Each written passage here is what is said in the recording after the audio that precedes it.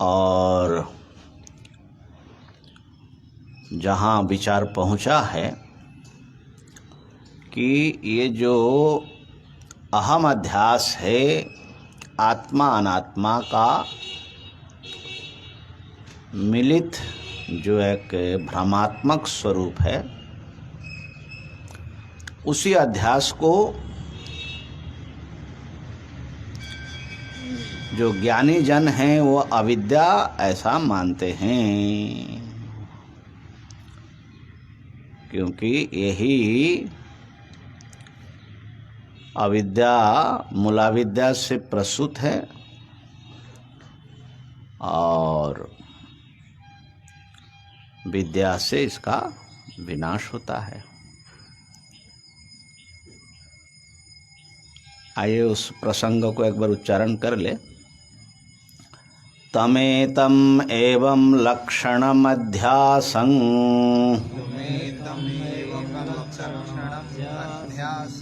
पंडिता अविद्येति मन्यन्ते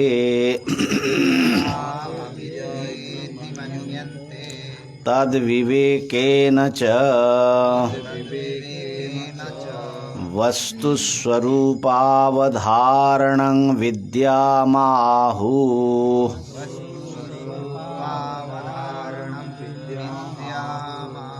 तत्र एवं सति यत्र यदध्यासः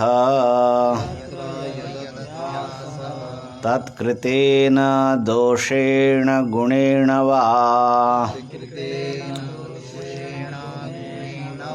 अणुमात्रेणापि स न संबध्यते।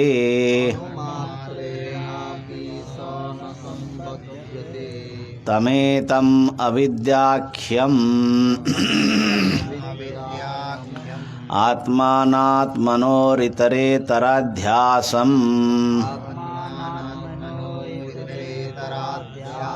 पुरस्कृत्य सर्वे प्रमाणप्रमेयव्यवहाराः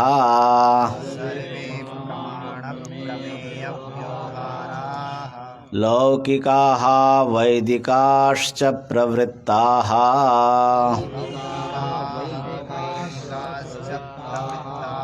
सर्वाणि च शास्त्राणि विधिप्रतिषेधमोक्षपराणि।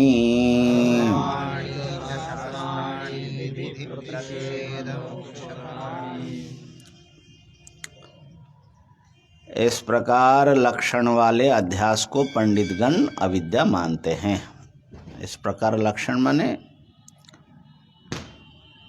अन्य पदार्थ अन्य रूप में भासे, यही अध्यास है।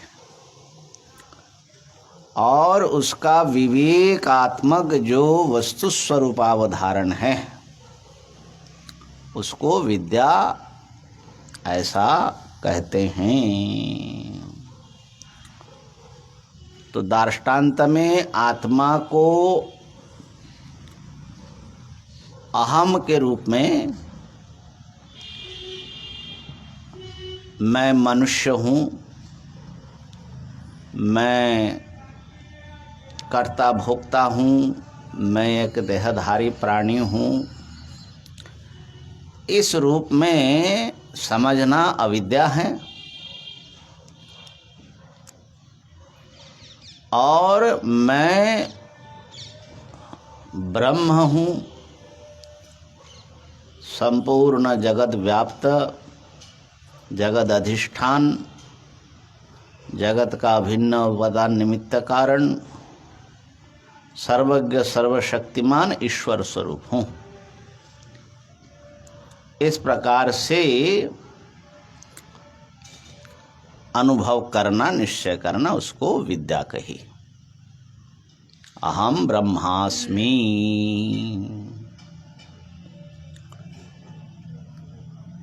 इस प्रकार जो अद्वितीय अपने स्वरूप का बोध है वही विद्या है। उस विद्या से जो अहमात्मक अध्यास है और उसके मूलीभूत जो अविद्या है, माने आत्मस्वरूप का जो अज्ञान है, दोनों नष्ट हो जाता है। और इस प्रकार होने से यत्र यदध्यास, जिसमें जिस वस्तु का अध्यास हुआ उसके किए हुए दोष गुण से अधिष्ठान का अणुमात्र भी संबंध नहीं होता। तो अध्यास के कारण दोष अपने जीव स्वरूप में क्या दिखता है? परिच्छिन्नता, कर्तृत्व, भोक्तृत्व, अल्पज्ञता, अल्पशक्तिमत्ता आदि, सुखी दुखी। गुण क्या दिखता है? गुण ईश्वर में दिखाई पड़ता है, चेतनता अंतःकरण में है, ये भी गुण है। ईश्वर में सर्वज्ञता, सर्वशक्तिमत्ता आदि सब दिखता है। तो असल में एक आत्मा रूप अधिष्ठान में जीव, ईश्वर इत्यादि कल्पित भेद युक्त पदार्थ दिखाई पड़ते हैं, जो कि है नहीं। अणुमात्र से भी उसके साथ कोई संबंध नहीं है। इस प्रकार से विद्या ही एकमात्र मुक्ति का कारण बन जाती है और किसी चीज की जरूरत नहीं है। क्योंकि अगर गुण दोष का संबंध वास्तविक हो जाता तो ज्ञान मात्र से वो निकलता नहीं, उसके लिए क्रिया की आवश्यकता होती। कुछ आप में कोई बीमारी आ गई तो दवा खाना पड़ेगा। मैं बीमार हूँ इतने समझने से काम अगर बन जाता तो बढ़िया होता। तो वास्तविक जो गुण दोष संबंध है वो विद्या मात्र से समाप्त नहीं होती।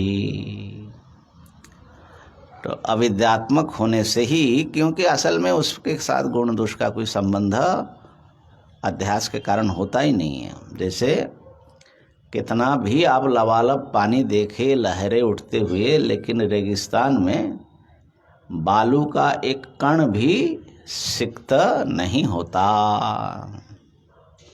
ऐसे ही आत्मा इस समय, जिस समय हम अपने को अनेक प्रकार के अनात्माओं से घिरा पाते हैं, अनात्म धर्मों से लिप्त पाते हैं, उस समय भी आत्मा ब्रह्म रूप ही है।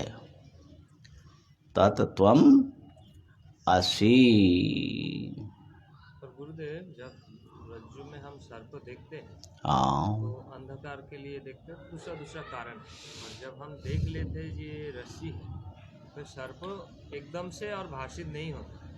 पर जब ब्रह्म ज्ञान हो जाता है, होने के बाद भी संसार तो दिखता है, मिथ्या रूप में भी दिखता भी है और उन्होंने व्यवहार भी करते हैं। ऐसा क्यों? ये दोनों जगह में भेद दिख रहा है।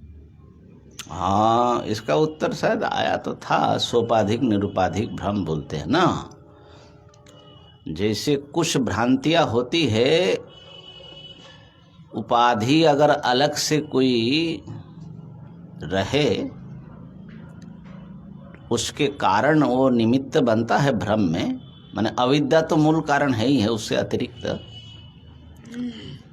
तो वो जब तक नहीं जाती है तब तक नहीं जाता। जैसे दर्पण में प्रतिबिंब आपको दिखता है, प्रतिबिंब मिथ्या समझने के बाद भी दिखाई पड़ता है। इसी प्रकार ये जो देहेंद्रियादि का प्रतिभास, ये प्रारब्ध कर्म से उत्पन्न है। तो जब तक प्रारब्ध है तब तक ज्ञानी को भी प्रतिभास दिखता है, लेकिन भ्रम नहीं होता। प्रतिभास का दिखना अलग बात है, भ्रम होना माने उसको सत्य मानना अलग बात है। जैसे हम लोग सब जानते हैं, जो थोड़ा बहुत विज्ञान का विचार किया, कि सूर्य में गति इस प्रकार की नहीं है। पूर्व से उदय होता है, पश्चिम में अस्त होता है, ऐसा नहीं। लेकिन अब पृथ्वी में बैठे, पृथ्वी घूम रही है पश्चिम से पूर्व की ओर, तो वैज्ञानिक भी देखता है कि हाँ सूर्य यहाँ से यहाँ आ गया, है ना, दिखाई पड़ता है, क्योंकि विशेष उपाधि इसके साथ जुड़ी हुई है। तो जो ब्रह्म होते हुए भी, और ब्रह्म मतलब है एक अद्वितीय सच्चिदानंद स्वरूप वस्तु होते हुए भी जो जीव के रूप में अपने को अनुभव हम कर रहे हैं, अहम, ये अध्यस्त वस्तु है। जब अपने वास्तविक स्वरूप अधिष्ठान का विवेक हो जाएगा कि देखने वाला असल में कौन है, अंतःकरण आदि से पृथक करके, दृश्य से पृथक करके, अहंता से पृथक करके, तो मूल अधिष्ठान तत्व के ज्ञान होने से उसका अज्ञान नष्ट हो जाएगा। उस अज्ञान से जनित ये अहम अध्यास भी समाप्त हो जाएगा, और इस अहम अध्यास से उत्पन्न जो भी सुख दुख जरा व्याधि आदि सारे अनर्थक की परंपरा है वो ढह जाएगी। जैसे स्वप्न में कोई बहुत दुख कष्ट भोग रहे हैं हो, जगते ही सारा एक साथ में सब ढह जाता है। ऐसे एक जागरण की खाली अपेक्षा है और किसी चीज की अपेक्षा नहीं है। उत्तिष्ठत जागृत, जागो, बस इतना ही है। सो रहे हैं, अपने वास्तविक आत्मस्वरूप में सो रहे हैं, नींद में हैं हम सब लोग, सोए सोए जिंदगी जी रहे हैं, इसीलिए हमारा इतना दुख कष्ट है। तो विद्या से समाप्त हो जाती है अविद्या और अध्यास। अब ये बता रहे हैं कि ये जो अध्यास है, इस अध्यास के सद्भाव में, माने अध्यास है, इसमें प्रत्यक्ष प्रमाण और जो हैं अर्थापत्ति प्रमाण आदि उपस्थापित करते हैं। बल्कि यूं कहूँ, ये तो मैंने थोड़े व्याख्याताओं की भाषा हमने बोला, ये अहम अध्यास का प्रभाव कितना बड़ा है हमारे जीवन के हर व्यवहार में, उसका प्रभाव कितना है। बल्कि कोई व्यवहार ही संभव नहीं उसके बिना। माने हमारे सारा व्यवहार जो है भ्रम मूलक है, अध्यास मूलक है। ये बात अब अगले जो विचार है प्रसंग उसमें कह रहे हैं। एक भी व्यवहार जो है बिना अध्यास का नहीं करते हैं, हम लोग कर रहे हैं। उसको कैसे शब्द, उनके शब्दावली देखिए, तमेतम अविद्याख्यम, तम वो जो जिसका विवरण अभी तक किया, तम एतम, ये जो अहम करके सबके अपने प्रत्यक्ष अनुभव सिद्ध है, साक्षी सिद्ध है। तो जिसके बारे में प्रश्नोत्तर हुआ, आक्षेप समाधान हुआ और जो सबका अनुभव गोचर है, तम एतम अध्यासम, वो अध्यास, उसी का विशेषण है अविद्याख्यम, जिसकी आख्या अविद्या है, माने अविद्या नाम वाली है ये। तो अविद्या नाम देने से माने ये हमारे समस्त अनर्थ का जड़ है, वो बार बार दिखला रहे हैं भाष्यकार। शास्त्र में इसी को अविद्या माना। वो क्या है? आत्मानात्मनो हो इतरेतराध्यासम। वो है आत्मा और अनात्मा का अन्योन्य अध्यास। आत्मा अनात्मा को एक दूसरे से अभिन्न अनुभव करना, भासना, वो अध्यास है। वो है अहम। अहम मम ये सब आएगा उसमें, लेकिन मुख्य जो है अहम। अध्यासम पुरस्कृत्य, पुरस्कृत्य उसी अध्यास को सामने रख करके, पूरा माने सामने, कृत्य सामने, जैसे कोई लीडर होता है ना तो सामने रहता है, उसके पीछे पीछे सब आते हैं। इसी प्रकार यह अध्यास है हमारे लीडर है ना। उसी अध्यास को पुरस्कार करके माने सामने रख करके सर्वे प्रमाण प्रमेय व्यवहारा, प्रमाण का जो व्यवहार हम करते, प्रमाणों से काम लेकर के प्रमेय को हम पहचानते हैं, जानते हैं और उसके अपना उपयोग करके उसका काम लेते हैं। ठीक है ना। तो समस्त प्रमाण प्रमेय व्यवहार, सर्वे शब्द से कोई भी व्यवहार इससे बाहर नहीं है। अच्छा, ऐसा लगता है कि भाष्यकार को फिर भी थोड़ा सा जो है संतुष्ट नहीं हो कि लोग फिर भी इसका जो है पूरा विस्तार नहीं समझ रहे, तो कहा कि लौकिका वैदिकाश्च प्रवृत्ता। सारे प्रमाण प्रमेय व्यवहार में हम लौकिक व्यवहार को भी ले रहे हैं और जो शास्त्रीय व्यवहार है वो भी ले रहे हैं। ये सारे व्यवहार अध्यास व्यवहार प्रवृत्त हो रहा है, माने व्यवहार चल रहा है अध्यास मूलक, अध्यास को सामने रख करके। लौकिक व्यवहार क्या है? हम खा रहे हैं, जा रहे हैं, बोल रहे हैं, ये सब जो व्यवहार है ना, चलना फिरना सारा। शास्त्रीय व्यवहार क्या है? तो शास्त्रीय व्यवहार जो हैं, संध्या वंदन आदि जो कुछ करते हैं आप शास्त्र के अनुसार जो भी का व्यवहार करते हो शास्त्रीय व्यवहार है। हवन आदि, यज्ञ दान तप आदि, और जो है ऐसे जो है भोजन शयन आदि सारा ये सब जो है लौकिक व्यवहार है। स्नान पान, ये सारे व्यवहार जो हैं अध्यास को सामने रख करके प्रवृत्त हो रहा है। माने अध्यास है तब ये सब आता है, अध्यास मूल है उसका, है ना। तो बात भी सही है, क्योंकि अध्यास, जिस अध्यास की चर्चा यहाँ हुई उसी अध्यास से प्रमाता का स्वरूप निष्पन्न होता है।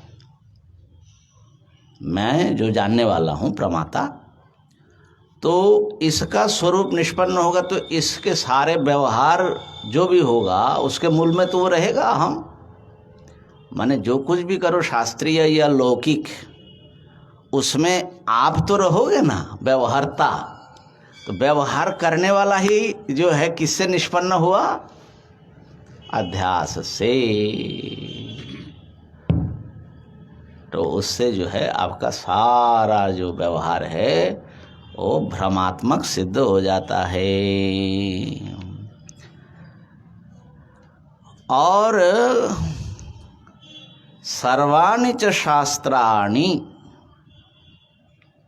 विधि प्रतिषेध मोक्ष पराणि च माने प्रवृत्तानि, ऐसा जोड़ करके वाक्य अर्थ लगाना। और सभी शास्त्र में शास्त्र का दो भाग है, विधि प्रतिषेध भाग और मोक्ष भाग, कर्मकांड ज्ञानकांड। तो कर्मपरक मोक्षपरक सब शास्त्र जो हैं इसी आत्मा अनात्मा अध्यास को सामने रख करके प्रवृत्त होते हैं, है ना। मैंने भाष्यकार इसको अभी प्रश्नोत्तर करके और स्पष्ट करेंगे। अर्थात शास्त्र जो हैं, जो भ्रम में पड़े हुए व्यक्ति हैं और भ्रम से ही जिसका अस्तित्व सिद्ध हो रहा है, उसके लिए उपदेश करता है।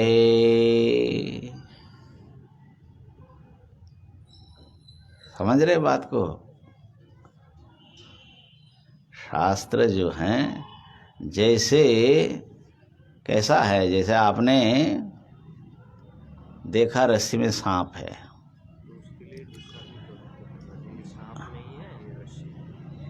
नहीं, जैसे आपने सांप देखा तो उस सांप को आप उपदेश कर रहे हो, हट जा या चले जा, काटना नहीं।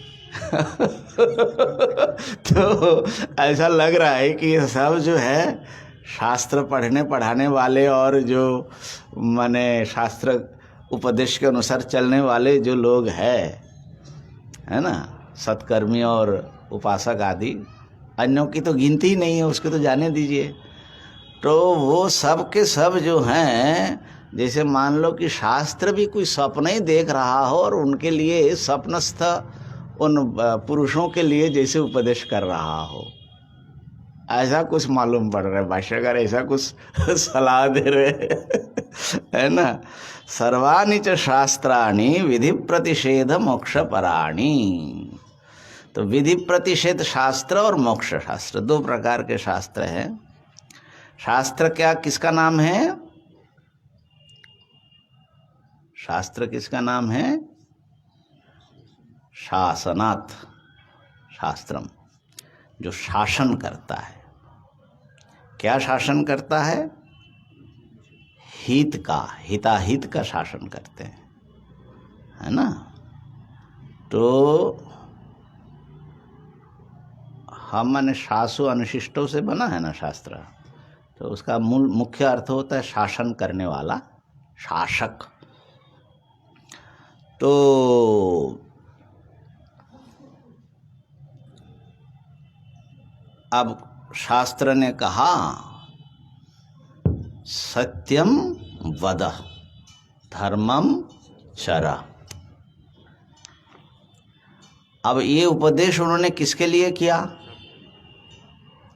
सबके लिए तो किया, लेकिन वो सब कौन है? पशुओं के लिए भी किया। अच्छा, मनुष्यों के लिए, माने जितना पहले सब समझ रहे थे वो समेट रहे हैं ना। और और वो जो मनुष्य है, वो मनुष्य क्या वस्तु है?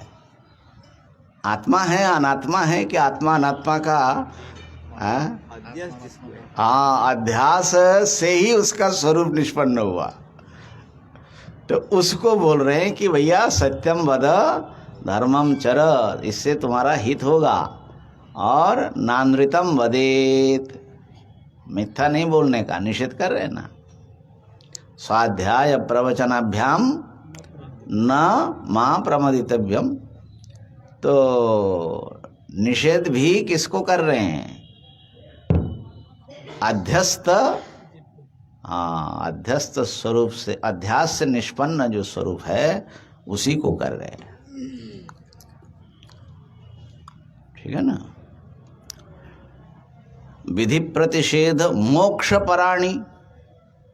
अब यहाँ अपने को भी छोड़ नहीं रहे, वेदांत है मोक्ष शास्त्र, ठीक है ना। तो मोक्ष शास्त्र भी किसको उपदेश कर रहे हैं? अध्यस्त पदार्थ को।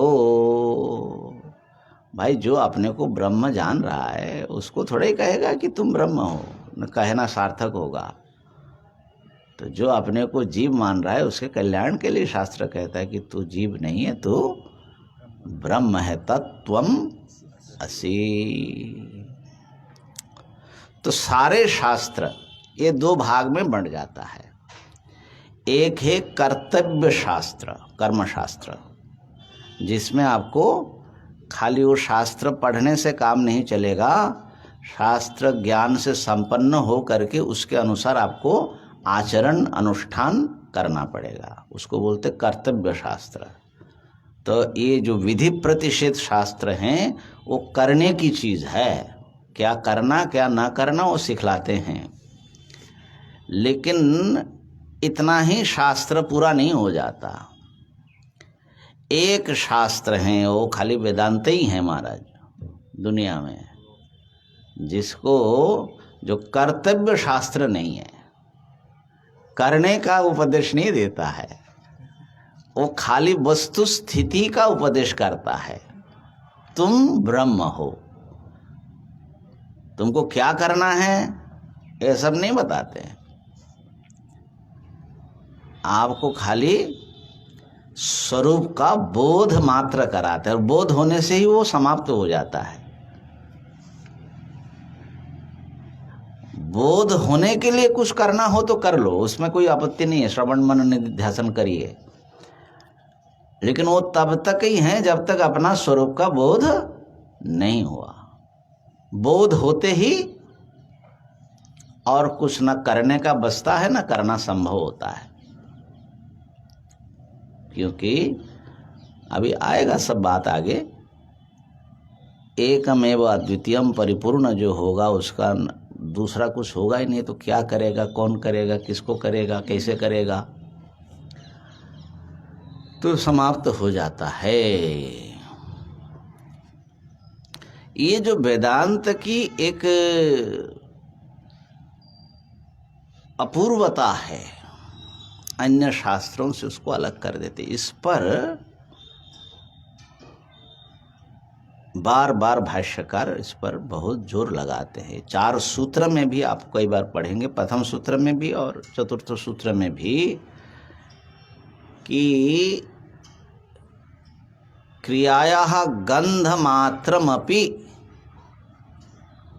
इसमें क्रिया का गंध भी कोई दिखा नहीं सकता, बोलते हैं है ना, क्रिया का गंध भी नहीं है चौथे सूत्र में। एक श्लोक है ना, हाँ, सांख्य शास्त्रे कुतो ज्ञान। चौथा सूत्र महाराज बहुत लंबा चौड़ा, आपको कहाँ मिलेगा जल्दी भाष्य में बहुत लंबा है हाँ सांख्य शास्त्रे कुतो ज्ञान, हाँ के नैवास्ति निश्चय, हाँ सांख्य योगो विधापन्नो, हाँ, कर्म शास्त्रे कुतो ज्ञानम कर्म तर्के नैवास्ति निश्चयः सांख्य योगो भिदापन्नो, और शाब्दिका शब्द तत्पराः अन्य पाखंडी न सर्वे अरे राम राम ज्ञान वार्ता सुदुर्लभा एकम वेदांत विज्ञानम स्वानुभूत्या विराजते। ये जो है ये भी वो आचार्य जी के नाम से ही ग्रंथ हैं, क्या नाम है उसका, माने शंकर ग्रंथावली में ही आता है ये। तो कर्म शास्त्र में तो ज्ञान की बात ही नहीं, हो तो ज्ञान जो कहेगा वो ज्ञान के अनुसार कर्म ही करना है, कर्म ज्ञान मिलेगा। कर्म शास्त्र कुतो ज्ञानम, और आगे क्या है, तर्के, तर्क शास्त्र में आज तक कोई निर्णय दिया तर्क शास्त्र ने एक तार्किक कुछ तर्क देता है, वो दूसरा आकर के उसको काटता रहता है, बस ऐसा ही चलता रहता है। तर्के नैवास्ति निश्चयः, और महाराज सांख्य और योग में कुछ चीज तो है ज्ञान की बात, लेकिन भिदापन्नो, वो भेद को ही सत्य मान करके बैठ गए। और शाब्दिका शब्द तत्परा, वैयाकरण तो शब्द सिद्ध करने में लग गए, अर्थ में गए ही नहीं, शाब्दिका शब्द तत्परा। अब बोले कि इनको छोड़ दो तो बाकी सबके सब और इनने पाखंडी न सर्वे, बड़ा विलक्षण बात करे। वही सब करेंगे कि भाई इतना लंबा तिलक होना चाहिए, ऐसा होना चाहिए, वो माने ऐसे ऐसे चीज़ों में वो फंसाते हैं, बस उसमें करते रहो और बस वही जो है सब कुछ है है ना, इसलिए पाखंडी कह दिया। माने 100% सहमत ना भी हो, लेकिन कुछ तो सत्यता है जो कह रहे हैं, एकदम निराधार बात नहीं कह रहे। अन्य पाखंडी न सर्वे, ज्ञान वार्ता सुदुर्लभा।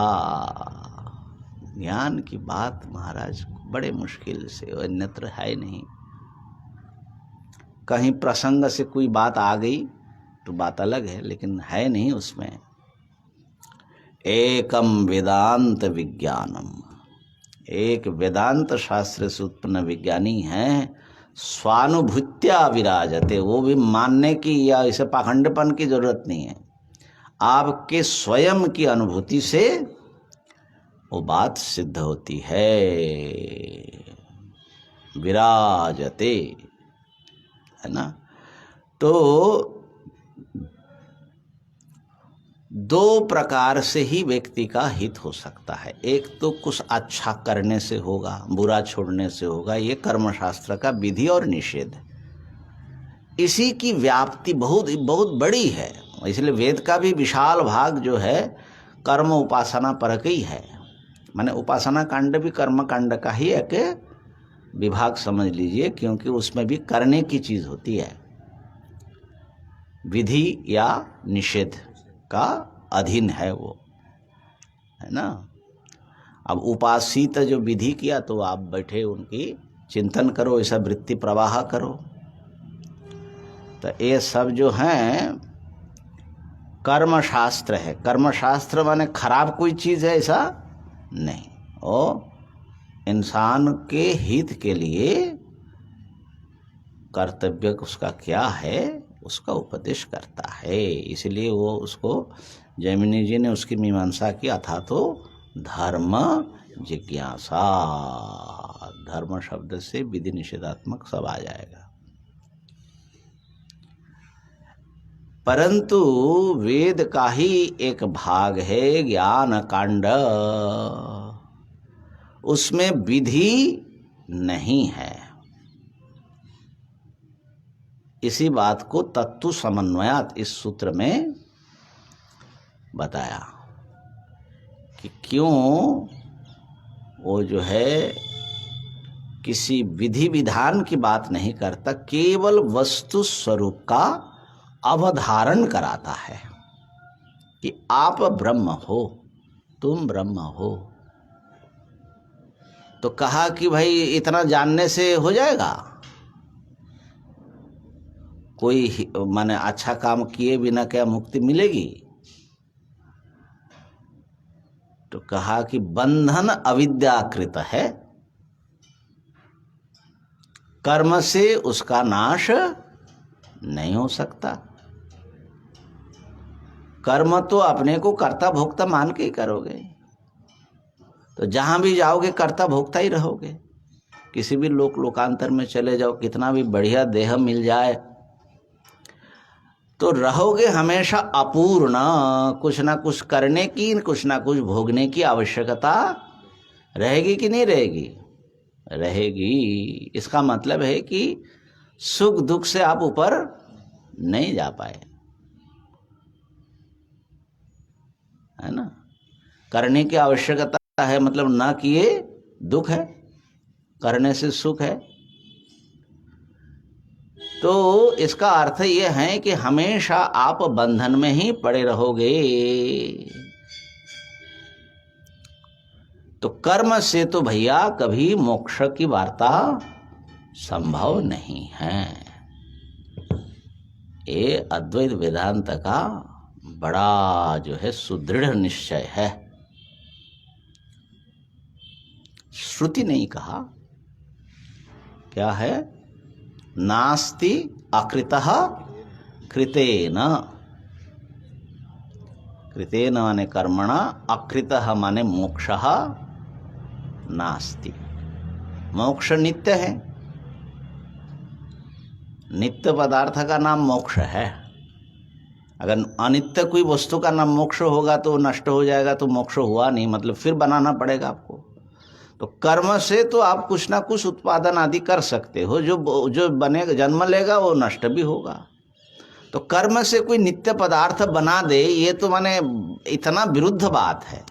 बना दे और वो नित्य है, तो इसलिए ये बात तो संभव ही नहीं है। इतना प्रबल प्रबल युक्ति जो है भगवान भाष्यकार ने दिया है। तो इसलिए हाँ, मोक्ष तभी संभव है कि वो नित्य पदार्थ हो, माने आपका स्वयं का स्वरूप ही मुक्त हो, नित्य मुक्त हो। भ्रम के कारण आप अपने को बंधन में पड़े हुए समझ रहे हो, तो भ्रम मिटेगा, भ्रम का नाश हो जाएगा, अविद्या निवृत्ति वो जो है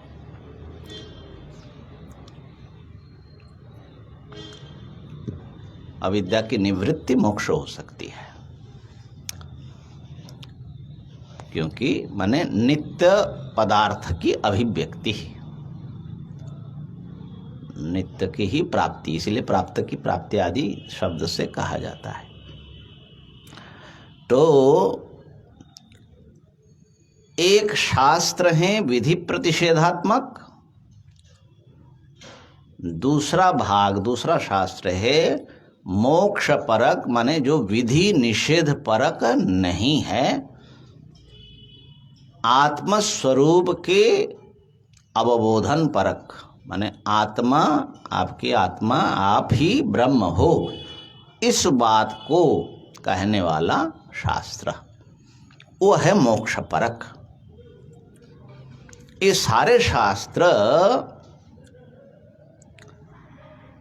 अध्यास को सामने रख करके ही प्रवृत्त होते हैं, माने अध्यास के क्षेत्र में ही उनकी प्रवृत्तियां है।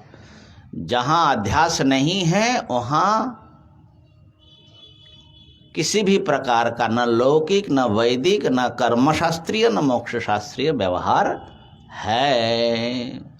समस्त व्यवहार अध्यास के परिमंडल में आ रहा है। ठीक हो गया ये पंक्ति, इसी बड़ी भारी पंक्ति है असल में, ये जो है इसका व्याख्यान आगे चलेगा। अच्छा, अब इसको जो है प्रश्न करके, आक्षेप करके इसके ऊपर उसको और स्पष्ट कर रहे। कथम पुनरविद्यावद विषयाणि प्रत्यक्षादीनि प्रमाणानि शास्त्राणि च इति।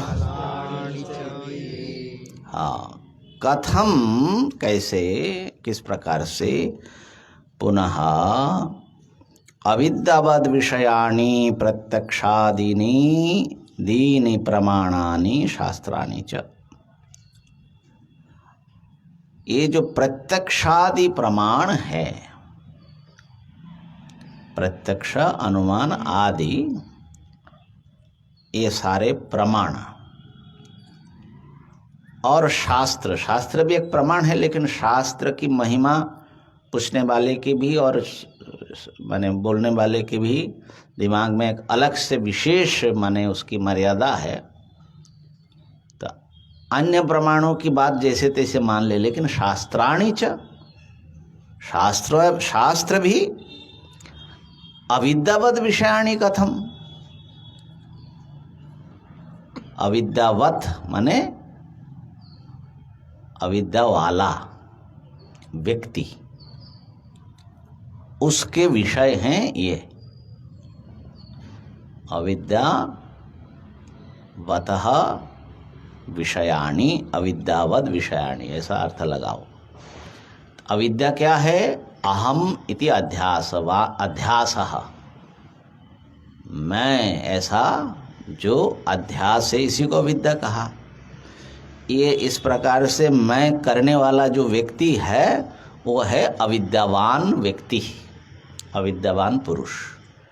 ऐसा जो मैं करके भ्रम में पड़ा हुआ है और भ्रम से ही जिसका स्वरूप बन रहा है, अहम का स्वरूप ही भ्रम से बन रहा है, ये तो आया ना, माने आत्मा और अनात्मा दोनों मिल करके भाषित हो रहा है। तो जो ये मैं करके आप समझ रहे हो वो क्या है? ये कोई वास्तव सत्य पदार्थ तो नहीं है, वो तो सत्य और अनृत का मिश्रण है। आप जो अयम सर्प करके देख रहे हो वो सर्प तो वहाँ तो है नहीं, भास रहा है अधिष्ठान में। ऐसे ही जो ये अहम पदार्थ जो सब व्यवहार करेगा वो जो है ऐसे ही आत्मा में ये भास रहा है रस्सी में सर्प के समान, ठीक है ना। तो वो हो जाएगा अविद्यावान, अविद्यावान अध्यास वाला।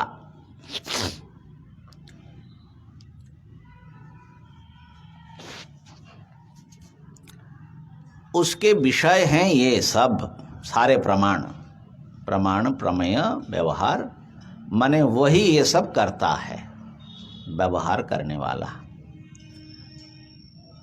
तो विषय शब्द का व्याख्याताओं ने विषयानी माने आश्रयानी, मतलब शास्त्र का अनुशीलन और जितना व्यवहार है वो भी करता है। हाँ। और मोक्ष पाने का जो जो करना है वो भी करता है। सब प्रत्यक्षादि जो प्रमाण है, जैसे देख रहे हो ना, ये प्रमाण से व्यवहार हो रहा है।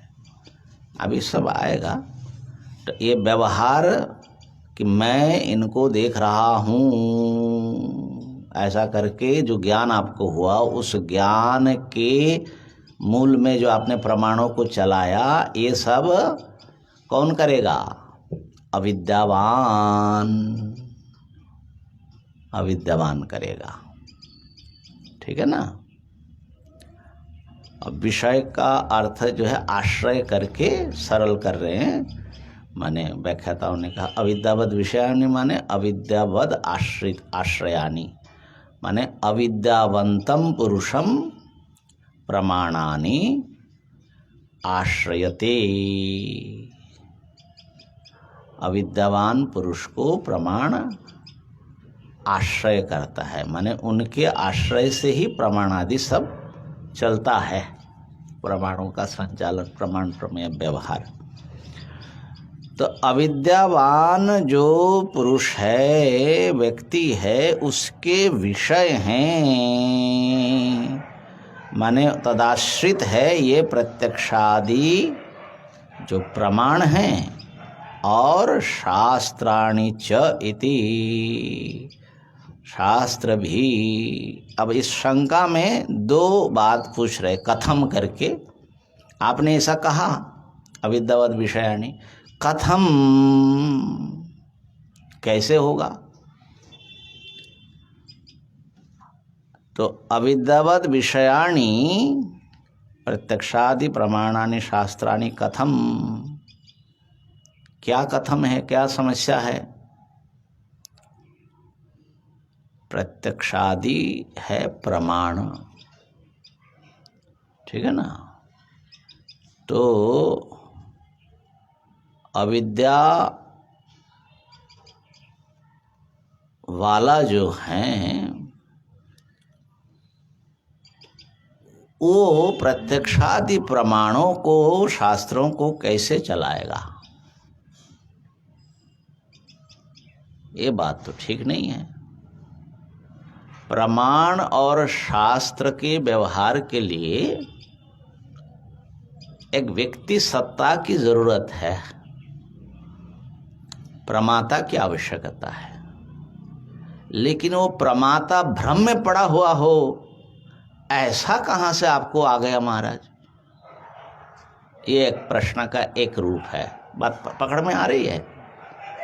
माने प्रमाण और शास्त्र जो है प्रमाता की अपेक्षा रखता है, ये बात सही है।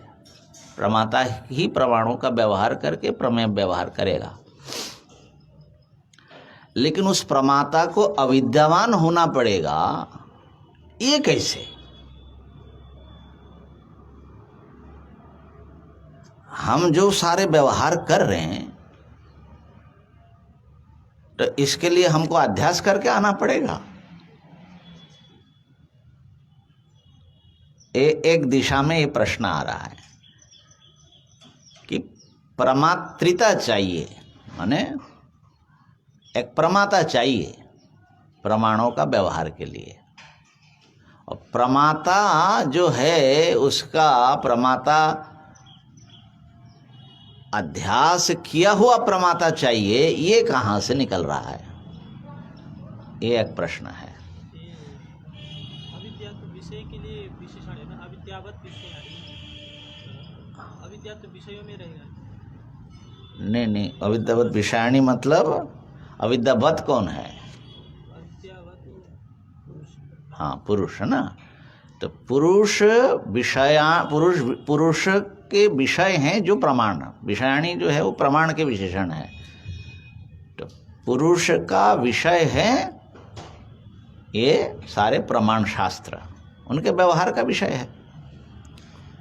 और पुरुष को आपने माने आप पुरुषत्व न पुरुष को न पकड़ करके अविद्यावत्व न उसको क्यों पकड़ रहे हो, ये प्रश्न ये है। माने अवच्छेदक कोटि में आप अविद्या डाल रहे हैं ना, ये ठीक नहीं है।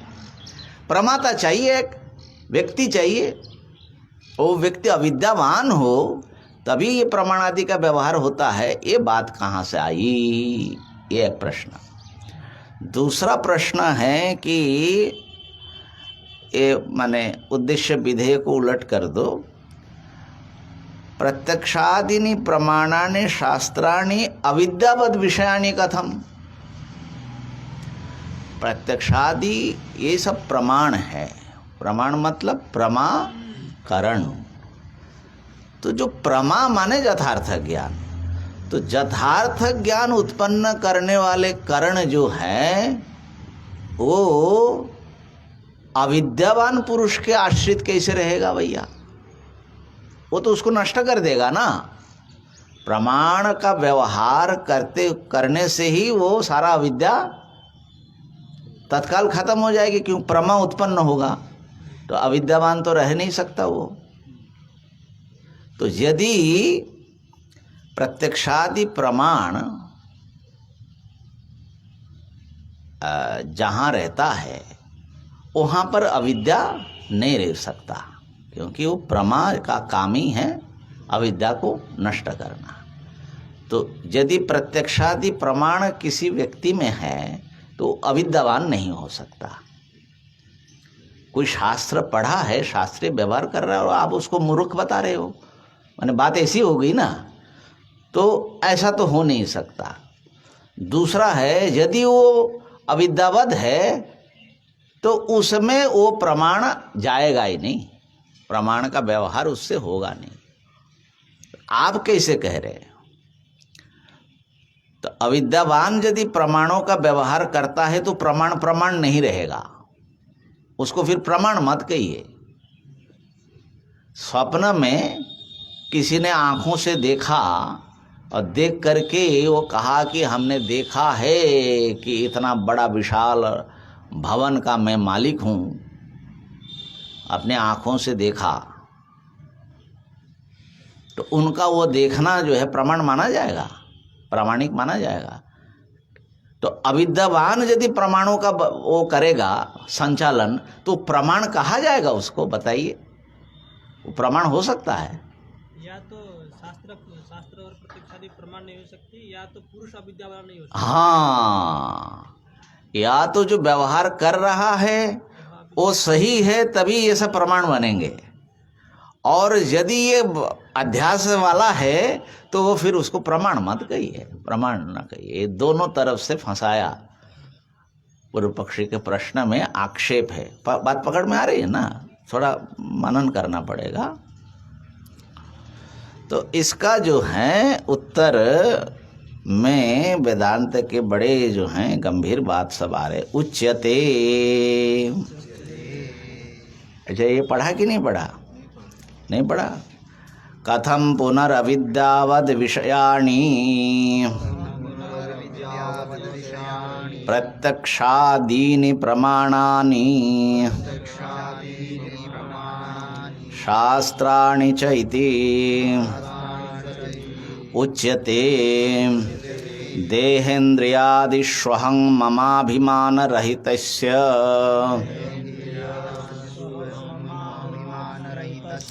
प्रमातत्वानुपपत्तौ प्रमाणप्रवृत्तनुपपत्तेः न हि इन्द्रियाण्यनुपादाय प्रत्यक्षादिव्यवहारः सम्भवति। न चाधिष्ठानमन्तरेण इंद्रियाणां व्यवहारः संभवति न च अनध्यस्तात्मभावेन देहेन कश्चिद् व्याप्रियते न च एतस्मिन् सर्वस्मिन् सति असंगस्य आत्मनः प्रमातृत्वमुपपद्यते न च प्रमातृत्वमन्तरेण प्रमाण प्रवृत्तिरस्ति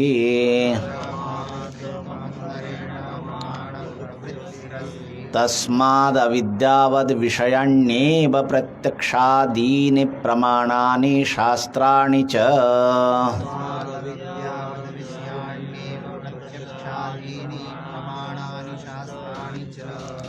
यहाँ आकर के उसको उपसंहार कर दिया।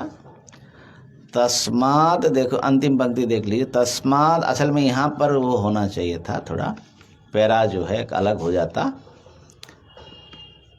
ये सब युक्तियाँ दे करके बतला रहे, तस्माद इन युक्तियों के कारण अविद्यावद विषयाणि एव प्रत्यक्षादीनि प्रमाणानि शास्त्राणि च। प्रत्यक्षादि प्रमाण और शास्त्र सबके सब अविद्यावान पुरुषों का ही है। यहाँ पर पहले जो शुरू किया अविद्यावद विषयाणि है ना, प्रत्यक्षादीनि प्रमाणानि, जो प्रश्न वाक्य में जो उनका सिद्धांत वाक्य छुपा हुआ है, वहाँ पर एवकार नहीं था, यहाँ पर थोड़ा और मजबूत कर दिया। तस्माद अविद्यावद विषयाणि एव माने है ना, भगवान शंकराचार्य की लेखनी है भैया उसमें जो है एक एक अक्षर का भी कुछ मतलब होता है। तो क्या कह रहे, इसका सार सुन लो, फिर पंक्ति शब्द अध्ययन करेंगे। प्रमाण और प्रमेय व्यवहार है ना, ये जो है प्रमाणों से एक तो हम ज्ञानात्मक व्यवहार करते हैं, माने प्रमाण से ज्ञान होता है वस्तु का। प्रमाणों का व्यवहार करके हम प्रमेय के विषय में ज्ञान प्राप्त करते हैं। फिर प्रमेय का हम हान उपादान करते हैं, या तो उसको छोड़ते हैं या लेते हैं आदि अर्थक्रिया, ये है प्रमेय व्यवहार।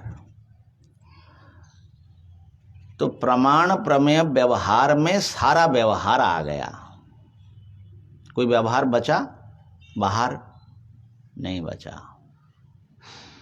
व्यवहार हो और प्रमाण प्रमेय उसमें इन्वॉल्व न हो, माने उसमें प्रमाण प्रमेय लगे ना, तो व्यवहार कैसे होगा। तो जो कुछ आप देख रहे हैं, सुन रहे हैं और कर रहे हैं, आपका ज्ञान का और कर्म का जो क्षेत्र हैं, ये है प्रमाण प्रमेय व्यवहार। ये सारे व्यवहार के मूल में प्रमाता की जरूरत है। प्रमाता के बिना कोई भी व्यवहार संभव नहीं। और वो प्रमाता का जो स्वरूप है वो कर्ता भोक्ता चेतन है, माने चेतन ही व्यवहार करेगा। और निर्विकार असंग चेतन कोई व्यवहार नहीं कर सकता। व्यवहार में तो कुछ परिवर्तन आदि होगा ना।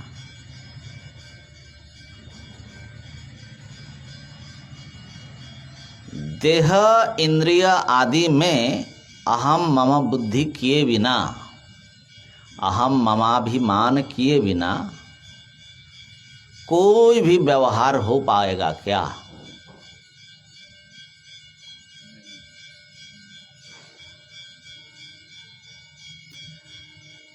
नहीं होता है। उसका उदाहरण मिलता है सुषुप्ति में। जब देह में, इंद्रिय में अहम मम बुद्धि हम लोगों की नहीं रहती, माने अहम मम बुद्धि का जब विलोप होता है तो अहम मम बुद्धि का विलोप हो जाने पर सुषुप्ति में व्यवहार नहीं होता, न प्रमाण व्यवहार न प्रमेय व्यवहार, क्योंकि प्रमाता ही गायब है। ठीक है ना। तो इसका मतलब ये हुआ कि प्रमाता वही होता है जो देह इंद्रिय आदि को अहम या ममत्वेन ग्रहण करता है। तो फिर गुरुदेव ब्रह्मज्ञानी जो होते हैं ये शरीर को क्या अहम मम रूप से व्यवहार के लिए ग्रहण करते हैं? हाँ, ब्रह्मज्ञानी का एक प्रश्न जरूर शेष रहेगा। तो ब्रह्मज्ञानी भी व्यवहार करेगा तो बाधित रूप से अहम मम करके ही करेगा, माने उनका एक व्यवहारिक व्यक्तित्व अलग मानना पड़ेगा। चिदाभास कह लो तो वो तो शरीर आदि के साथ में वो उसका अपना तो एक संग होगा। तो पंचदशी में आया कभी भी देह रूप में अपने को बहुत करता ही नहीं, हाँ, भूल से भी नहीं करता। नहीं करता है। तब कैसे? हाँ, माने तो व्यवहार होता ही नहीं है, वहाँ कोई व्यवहार नहीं होता है। अद्वैत अनुभूति में कोई व्यवहार नहीं है, जहाँ द्वैत भास रहा है वहाँ व्यवहार है। द्वैत तो भासेगा ही नहीं ना। हाँ, द्वैत तो भासेगा ही नहीं। जिसके लिए भास रहा है वो व्यवहार करेगा।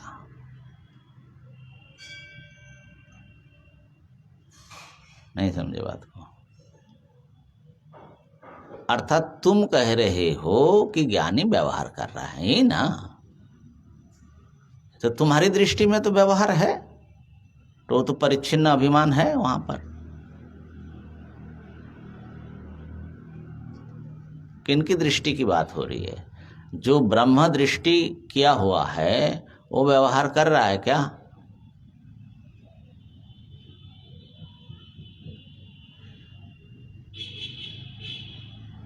यत्र नान्यत पश्यति नान्यत शृणोति नान्यत विजानाति स भूमा। दूसरा है ही नहीं, दिखाई नहीं पड़ता वहां तो। या निशा सर्वभूतानाम, जैसे हम जागृति भूतानि सा निशा। तो ये जो क्रियाकारक व्यापार व्यवहार का जो जगत है वहां तो ज्ञानी सो रहा है, उनको तो दिखाई नहीं पड़ रहा है। सो रहा है मतलब क्या?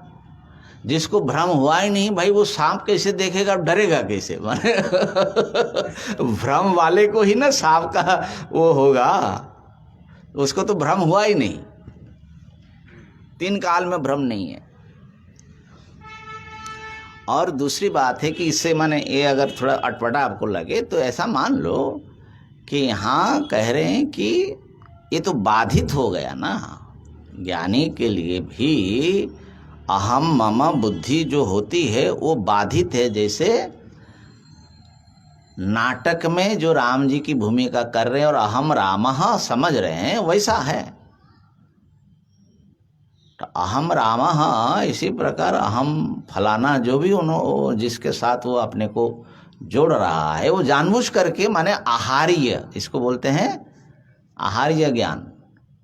आहार्य ज्ञान माने तुम देख रहे हो कि वहाँ जो है पोखरे में या गंगा जी में आग नहीं लगी है और न लग सकती है, जानते हो, फिर भी तुम एक कल्पना करते हो हृदो बन्नीमान। तो बाधकालीन इच्छाजन्य ज्ञानम आहार्य ज्ञानम। बाध बैठा हुआ है वहाँ पर, वो ज्ञान हो रहा है, चाहे इच्छा से हो, चाहे संस्कार से हो, चाहे प्रारब्ध से हो, जैसे भी हो। ठीक है ना। तो वो तो बाध बैठा हुआ है, वो तो पहले ही मूल काट दे रहा है कि ऐसा कुछ है नहीं। तो इसलिए ज्ञानी क्या व्यवहार करता है ऐसा समझता है कि मैं व्यवहार कर रहा हूं। तो ज्ञानी तो व्यवहार भी नहीं करता, वो भी कटा हुआ है, वो तो बिल्कुल अलग खड़ा है ना बाबा। ये तो तुम अपने बुद्धि से ऐसा समझ रहे हो ना। बिना समझ के व्यवहार कर रहे हैं। कौन सा करता ही नहीं है वो, समझ कर बिना समझे तो हम लोग कर रहे हैं व्यवहार। ये जो हम सारा व्यवहार कर रहे हैं ये बिना समझे कर रहे हैं। जिस दिन समझ जाओगे उस दिन सारा व्यवहार बाधित हो जाएगा। अच्छा, आप ज्ञानी को लेकर क्यों पाथापच्ची कर रहे हो? अपना तो देखो पहले। उसका तो बेड़ा पार हो गया। उदाहरण है, जैसे हम लोग डेली आईना को देखते हैं, हाँ। आईना में हम अपने को देखते हैं, कभी भूल से भी कभी नहीं समझते कि वो अंदर में, हाँ लेकिन व्यवहार करते हैं कि नहीं। हाँ जैसे लेकिन एक बंदर अगर देखे तो वो लड़ाई करता है, आईना में देख देख करके, इसी प्रकार। चलो ठीक है। तो कहने का अर्थ है कि प्रमाता के बिना प्रमाण प्रमेय व्यवहार नहीं, और प्रमाता जो है वो देह इंद्रिय में अहम बुद्धि करने वाला ही होगा। इसको अहम मम रूप से जो ग्रहण करेगा वही प्रमाता है। शुद्ध आत्मा प्रमाता नहीं बन सकता, और शुद्ध जड़ भी प्रमाता नहीं बन सकता। घटा दी। हाँ, घटा दिया, अंतकरण आदि ले लो। शुद्ध जड़ होगा तो कैसे, माने वो जानेगा कैसे किसी चीज को? वो तो हमने परसों सिद्ध किया था कि जो विशिष्ट आत्मा है हाँ। वो भी शुद्ध ही है, वो जो परमात्मा भी शुद्ध ही बना है। हाँ, नहीं, उसको जो शुद्ध आप कह रहे हैं तो उसके विशिष्ट के भीतर शुद्ध बैठा हुआ है, उस अर्थ में ना कहा। शुद्ध विशिष्ट हो गया तो शुद्ध खत्म हो गया, ऐसा नहीं समझने का, ठीक है ना? तो वो तो धीरे धीरे समझ, माने वो कर लेंगे, कस लेंगे वो बात। अभी मुख्य बात पकड़ लीजिए, ये जो प्रमाता का स्वरूप है विशिष्ट ही है ना, तो विशिष्ट बने बिना कोई प्रमाता तो होगा नहीं, है ना? अब उसके भीतर शुद्ध भी बैठा है, ठीक है, कोई बात नहीं। शुद्ध तो बैठना ही पड़ेगा, नहीं तो अधिष्ठान के बिना अध्यास किधर होगा? तो ये जो अहम इस प्रकार जो अध्यास है, इस अध्यास में शुद्ध चैतन्य अनिदम अंश और अंतकरणादि देह आदि इदम अंश दोनों ग्रथित होकर के भास रहा है। तो ये जो विशिष्ट स्वरूप है प्रमाता का, ये अध्यास से ही वो बनता है। इसलिए चूंकि प्रमाता के बिना कोई भी व्यवहार नहीं होगा और प्रमाता अध्यास के बिना नहीं होगा, इसलिए सारा व्यवहार जो है अध्यास मूलक सिद्ध हो गया, ठीक है? तो यदि आप अपने स्वरूप पर संशय हो रहा है कि ये जो मैं हूं कि नहीं हूं, तब तो फिर सारे संसार पर ही वो संशय पाद प्रसारण करेगा। क्योंकि मैंने देखा, मेरे देखी हुई चीज़ है ना भैया, तो मैं ही नाम के वस्तु अगर नहीं है, स्वप्नवत है, तो उसका देखा हुआ क्या चीज़ रहेगा? कितना देर तक रहेगा? जब तक जगो ना, है ना? तो ये बात अभी आएगी इसमें। तो इसमें ये है कि प्रमात्र